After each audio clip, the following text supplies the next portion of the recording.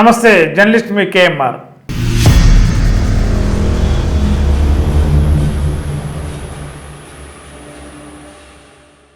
ఆంధ్రప్రదేశ్లో ఎన్నికల తర్వాత అన్ని పార్టీల అధినేతలు ఇతర దేశాల బాట పట్టారు. జగన్మోహన్ రెడ్డి గారు, చంద్రబాబు గారు, పవన్ కళ్యాణ్ గారు. మరి ముగ్గురు అధినేతల్లో ఒక అధినేత ఈరోజు మార్నింగ్ తెల్లవారుజామున తిరిగి ఆంధ్రప్రదేశ్కి వచ్చారు. టీడీపీ అధినేత మాజీ ముఖ్యమంత్రి చంద్రబాబు నాయుడు గారు ఎన్నికల ప్రక్రియ పూర్తి కాగానే మే 13న పోలింగ్ సరళి పూర్తి కాగానే 14న 14-15 తారీఖుల్లో వారణాసి వెళ్ళి బీజేపీకి ప్రచారం చేసి ఆ తర్వాత కాశీ వెళ్ళి కుటుంబం వెళ్ళి పూజలు చేసుకొచ్చిన తర్వాత అక్కడి నుంచి ఇప్పటి వరకు ఎవరికి కనబడలేదు. ఎక్కడికి వెళ్ళారు ఎవరో తెలియదు. మరి ఈవేళ విదేశాల నుండి వచ్చారు. ఏ దేశం వెళ్ళారు అనేది ఇప్పటికి కూడా సస్పెన్స్. చంద్రబాబు గారు ఏ దేశానికి వెళ్ళారు, ఏ దేశంలో ఉన్నారు ఇప్పుడు దాకా?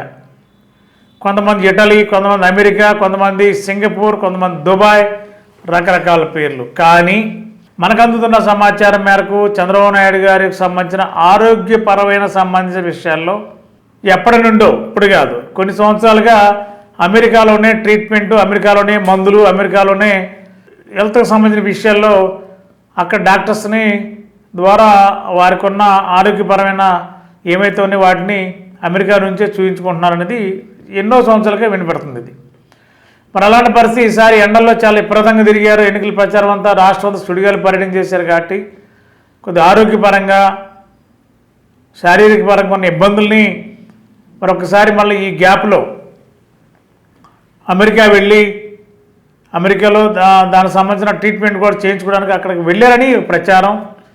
మరి అమెరికానే వెళ్ళారా కాదా అనేది ఇంకా టీడీపీ వాళ్ళు ఎవరు కూడా ఈ క్షణం వరకు ధృవీకరించలేదు. అసలు చంద్రబాబు గారు కూడా గతంలో ఎప్పుడు లేదు ఈ సిస్టమ్. ఈసారి కొంచెం ఒక డిఫరెంట్ వాతావరణంలో చంద్రబాబు గారు కూడా రాజకీయ పరంగా కొన్ని ఆలోచనలు చేసుకున్నారేమో తెలియదు. కానీ ఎన్నికల తర్వాత ఇతర దేశాలకు వెళ్ళడం ఇదే తొలిసారి అనుకోవాలి. గతంలో మేము చాలాసార్లు 30 సంవత్సరాలుగా చూస్తున్నాం, కానీ ఎప్పుడు కూడా అలాంటి పరిస్థితి చంద్రబాబు గారి నుండి ఎప్పుడు లేదు ఇతర దేశాలకు వెళ్ళటం. మరి ఈరోజే ఇతర దేశాల్లో పర్యటన ముగించుకుని తెల్లవారుజామున హైదరాబాద్ చేరుకున్నారు.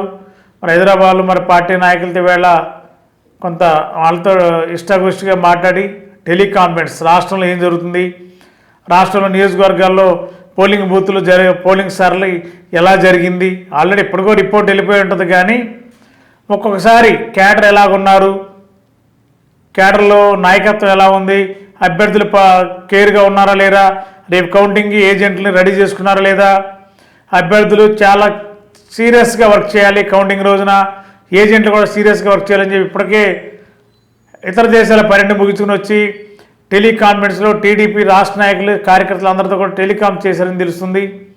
కౌంటింగ్ మీద దృష్టి పెట్టారు చంద్రబాబు గారు.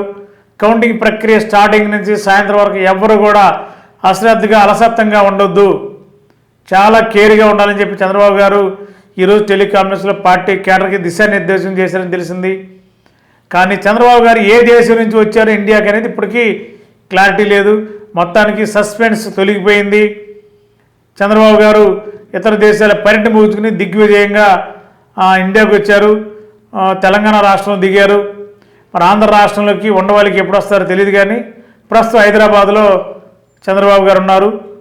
మరి ప్రజల్లో ఉన్న టెన్షన్ వాతావరణం, రాజకీయ పార్టీ ఉన్న టెన్షన్ వాతావరణం చంద్రబాబు గారు ఇతర దేశానికి తిరిగి హైదరాబాద్ రావడంతో సస్పెన్స్ తొలగిపోయింది.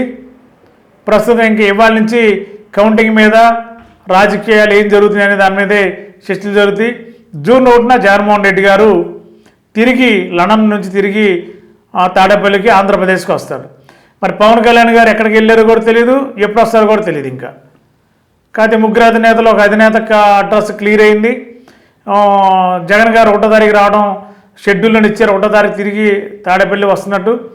పవన్ కళ్యాణ్ గారు మాత్రం ఎక్కడికి వెళ్ళినారు, ఎప్పుడు వస్తారు అది క్లారిటీ లేదు. కాబట్టి ప్రస్తుతం చంద్రబాబు గారి యొక్క పర్యటన దిగ్విజయంగా ముగించుకుని తెలంగాణ రాష్ట్రానికి వచ్చారు. ఆంధ్రప్రదేశ్లోకి ఎప్పుడు వస్తారో చూద్దాం. మరి